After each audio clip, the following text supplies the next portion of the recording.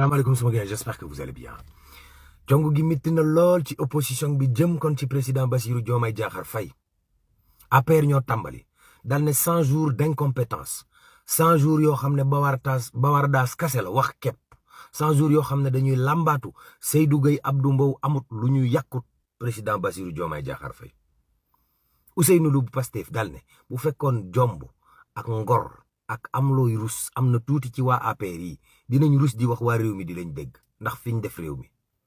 Thierno Bocoum daal ne président Diomaye bu fekkee moom dafa jàpp ne attanut nekk président na démissionné wow ndax premier ministre bi ak président bi dañoo nekk ci dil loola la Thierno Bocoum wax.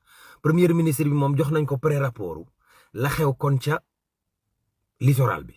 Bah Diakhaté dañ ko ne recette prison ngir toppewaat ko beneen mbir ca sûreté urbaine mu ne moom du wax.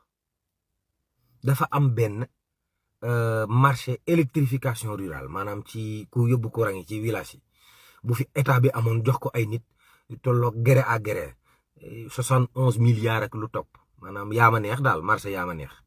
Léegi nag ñañ joxoon marché boobu dañoo yore lempo faf 2 milliards 710 millions. waaw yax bu rëy Marème Faye Sall la doomam ji di Ibrahima doon takk doomi Tahirou Sarr mariage bu rëy yaxu bu rëy waaye président Macky Sall moom kenn gisu ko fa wallaay ndeysaan.